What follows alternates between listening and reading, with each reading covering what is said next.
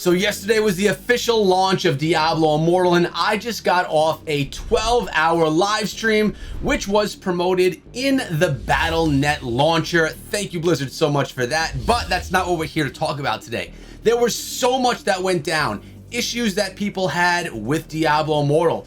Issues that people had with themselves, and a lot of great things that happened, a lot of things that I've learned, and a lot of questions that you guys had on your day one. So today we're diving into all of that, answering all the questions and telling you everything you want to know about Diablo Immortal and how day one went down. So first thing I want to start out with is the server. We've talked about this before, but so many people did not remember, did not know, did not understand that once you choose your server, as I chose Iceburn Tier, you're in that server forever. As of right now, you cannot leave. So if you decided that you're in the wrong server, you want to play somewhere else with your friends, there's no other way to do it rather than start a new account. If you've only grinded to like level 20 or 25, I'm telling you that is minimal in the scope of things. I would suggest just start a new account. You've learned some things along the way and dive in on that new account in the server that you really want to spend a lot of time with. If it's mine, come on through. Links are down below if you want to join my clan and my clan family. As you can see, between the first and the second, I was able to grind my barbarian up to level 52. This took approximately 20 to 22 hours to get to, so the grind really does start getting real once you reach level 40.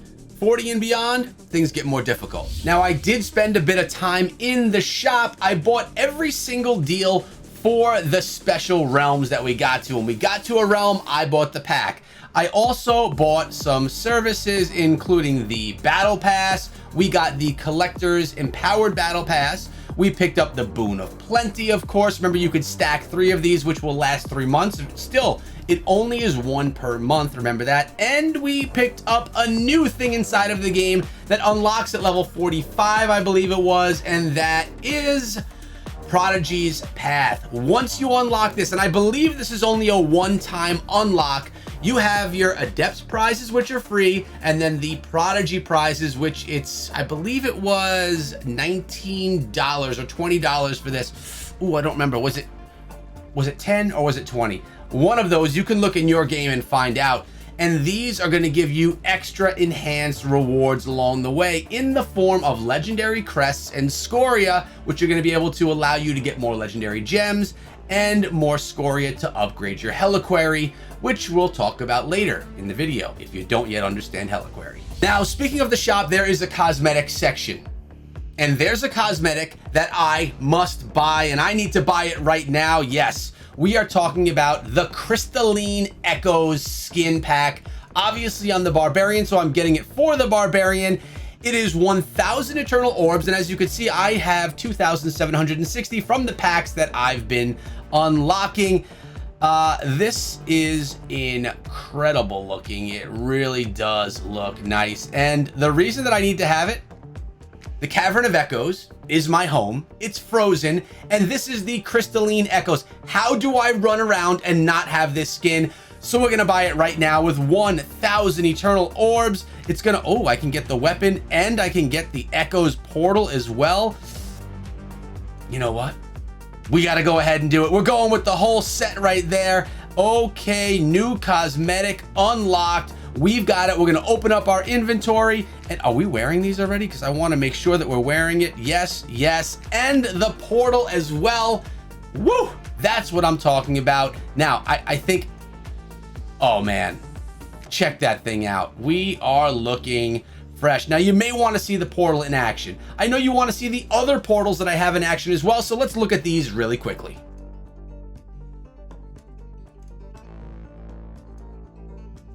Now that is an incredible looking portal in the ground, not in front of you. But I also had requests to check out some of the other portals from some of the other sets that we picked up. Now, you guys know I bought the Collector's Battle Pass, which gave us the Ghost of Ashwald weapon, which we're not going to use now. And it also gave us this portal as well, the Ghost of Ashwald. So I'm going to show you how this portal looks as well, just because it was a popular question. People wanted to see it in action.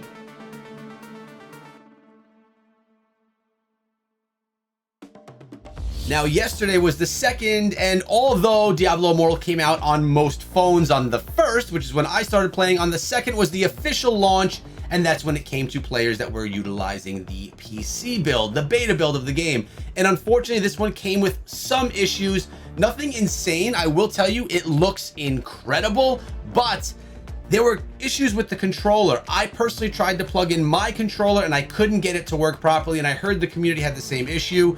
Just some bugs here that I'm sure Blizzard's gonna be able to fix along the way. After all, this is a beta. It's been in testing the least. Really, the game was built for mobile first, so we had to anticipate a little bit of bugs there that are going with the PC version. We learned that during your grind, people were starting out, you can join clans or start clans, and we learned that it costs 3,000 platinum if you want to create a clan of your own.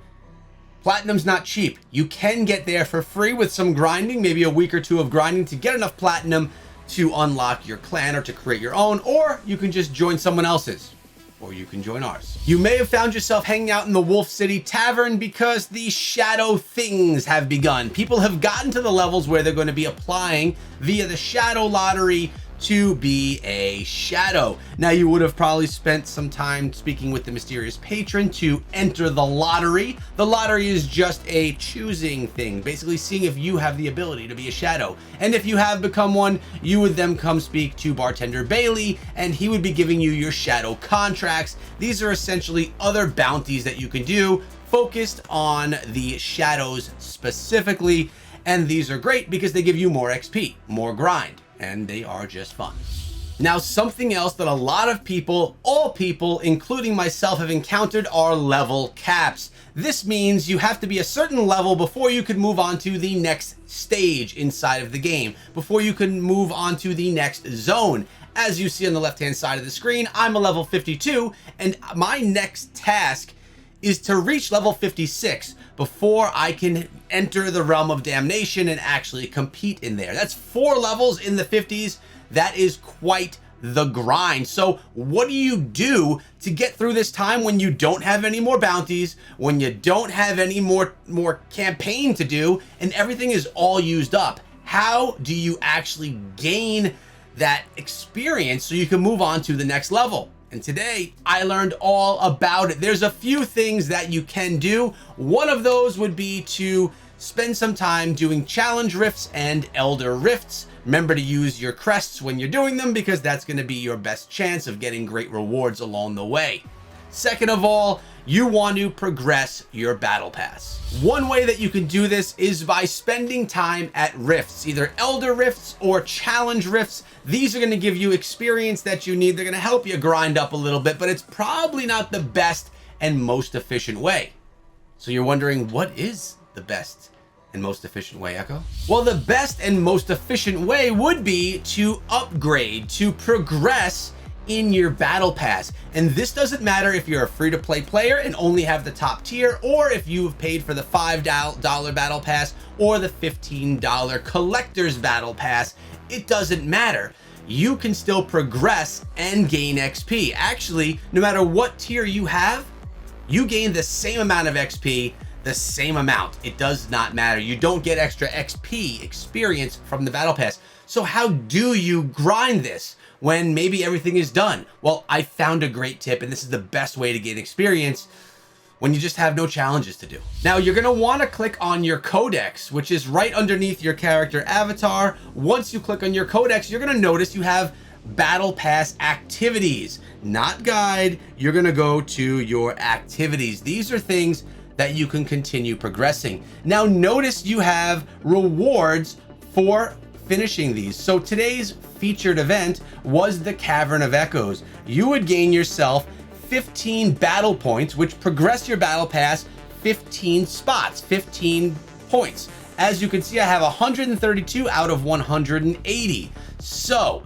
this is going to progress that by 15 more points. But because this is the featured event, it would be 15 times 2, which would actually be 30 more progression per time I do the featured event. You can get 8 progression, 8 of those battle points for doing an Elder Rift.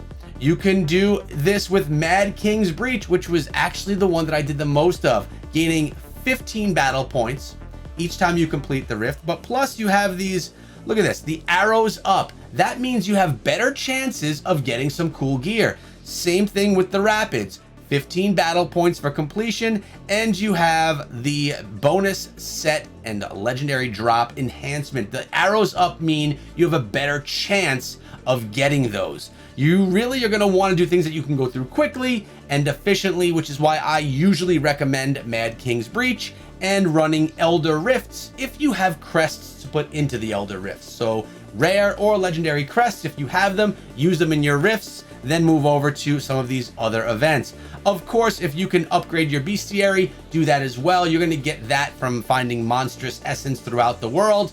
You'll get 40 every single time you do it, but that's relying on you finding things in the open world. You can even get some if you do battlegrounds, which I've done, and I'm not that good at them. But being able to really take advantage of the activities section of the battle pass, these don't expire. You can do Elder Rifts all day. You can do 10 of them and earn 80 progression on your battle pass. You can do 100 of them and earn 800 progression on your battle pass. You get the point here. This is the best way that you can grind yourself to that next level, so you can get yourself to the next stages of the campaign, so you could be on your way to grinding yourself to max level. Now you see this demonic portal? This is the Heliquary. This is where you team up with 7 of your friends and you do an 8-person battle against LaSalle. The Heliquary is difficult. It's something that is not easy. We have learned that. We also have ranked in here. I'll be showing you our ranks and where we stand in our server at the end of this video. It's all pretty cool, but the Heliquary is something that you're going to need to have a combat rating for. You're going to have to be leveled up. You need to be strong enough to do activities like this. So what happens when you're not? What are you going to do? How are you going to gain that extra power? How are you going to upgrade your combat rating? And really, what is it? So first of all, let me show you how to get there. If you go to your character and you go to the attributes, and then you go to more attributes, you'll see your combat rating. My combat rating is 588, and it gets broken down even more. The way that you can do a lot of this and increase it, because to take on LaSalle at level 1, it recommends a 420 rating. You're gonna want to upgrade your legendary gear. You're gonna want to upgrade your secondary gear, and you're gonna wanna upgrade all of your gems along the way. That is probably the easiest way to do this. Now to do this upgrading, you come over to Charisi, our blacksmith, you hit on services and you click on upgrade. You'd click on an item and you would see if you had the resources to do it. As you can see, I don't have enough enchanted dust. Now something that I did here, which I don't recommend you do, is upgrade everything evenly. Notice all of my gear is level 3 except for my primary, which I have right now at level 5. I was trying to upgrade all of my gear evenly, but really what you want to do is upgrade things all the way to level 6, because in doing that, it's going to add a random bonus attribute when you get to level 6. It's going to give you something extra additional to that weapon. You're really going to want to get that. So now what I would do is try and get all of your legendaries one at a time to level 6 to unlock the extra attribute. The same thing goes for your secondary stuff. You're going to need to get some of this stuff right here, the Enigmatic Crystal. You get these from challenge rifts. You'll unlock those, you'll receive those from doing challenge rifts, and then you could upgrade your secondary gear. Make sure all of your gear is always able to be upgraded, and the way that you do that is you salvage gear that you're not going to use. So I'm going to salvage all of this.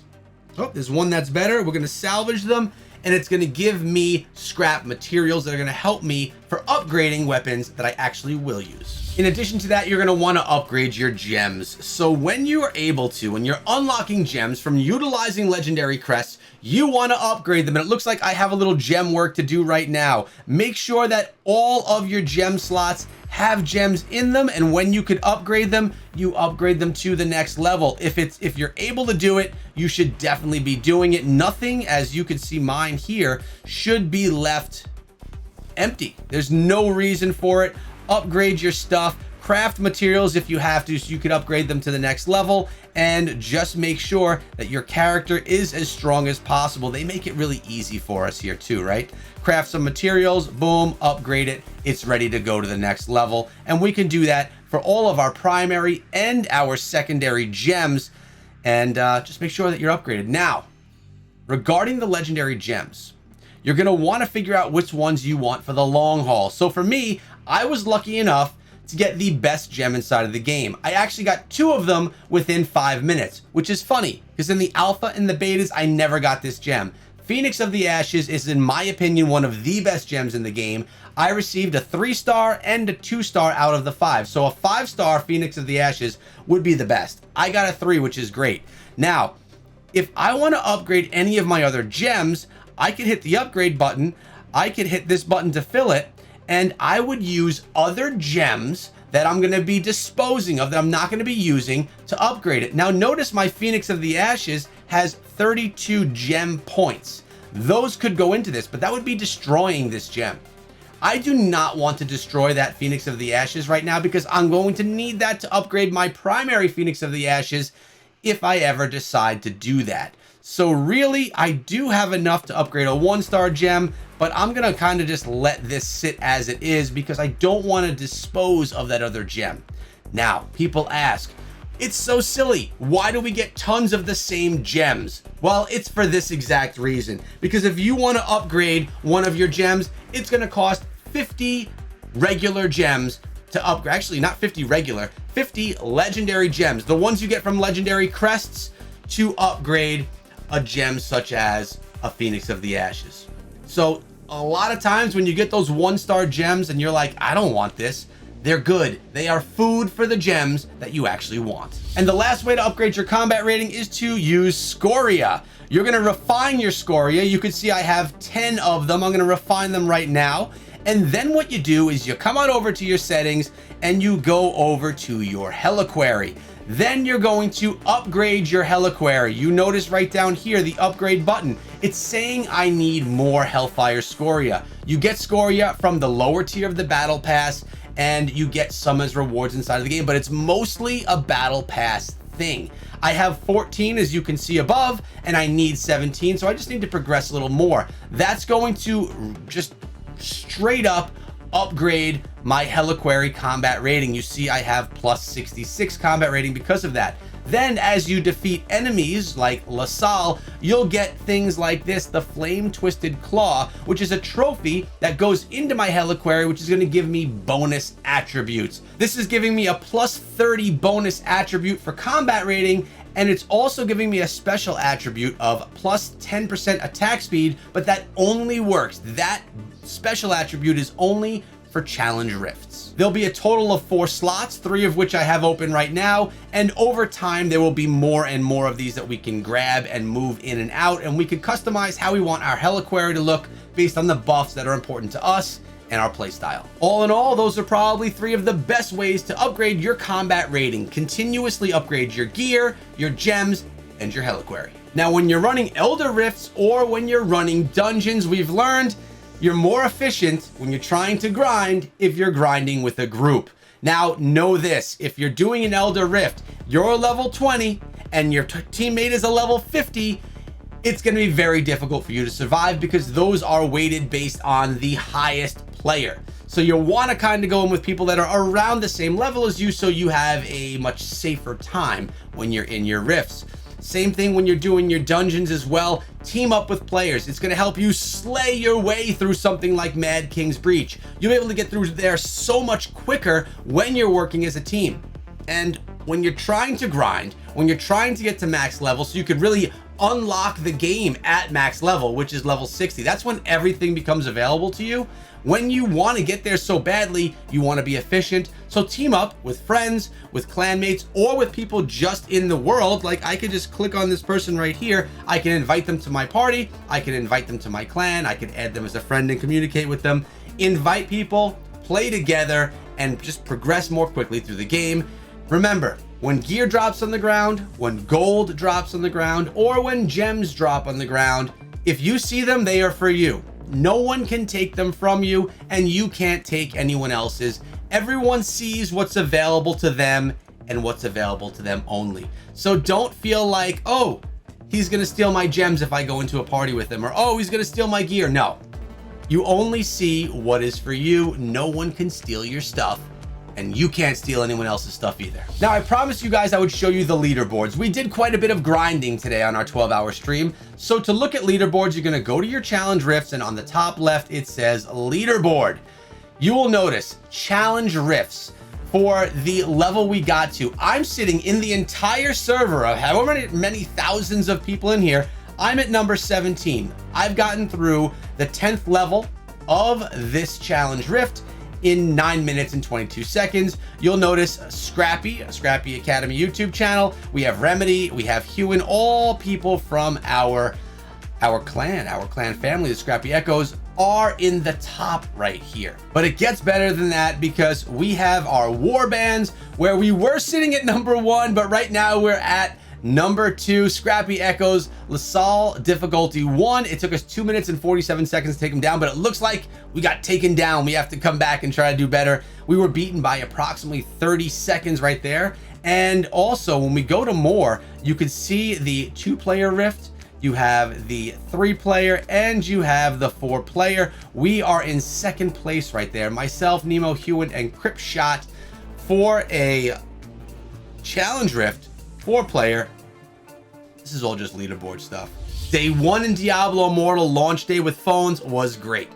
Day 2 in Diablo Immortal launch day on PC was great. We're about 20 to 25 hours, probably more like 25 hours into the game so far, and absolutely loving it. And I can't wait to hop on tomorrow and grind some more. Let me know what your thoughts have been of Diablo Immortal so far. What character class have you chosen to play, and are you enjoying it? Remember, if you want to join me and my clan family, not only are we in our server now, which is called Iceburn Tier. That is our server. If you're in our server, you can join our clan and be part of us. If not, we have other servers in other regions of the world. Join us in the Scrappy Echoes Discord server. It's linked down below. And remember, we are giving away 25 battle passes in just a few days. That giveaway will be ending. Make sure you guys get involved in it. The link to that giveaway is in the description of this video. And yeah, that's going to be 25 battle passes for 25 lucky winners. And lucky for all of you, we're going to be doing this same giveaway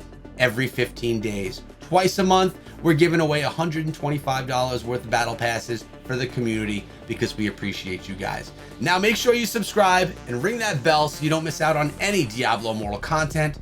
I appreciate you guys. Have a great day and be good.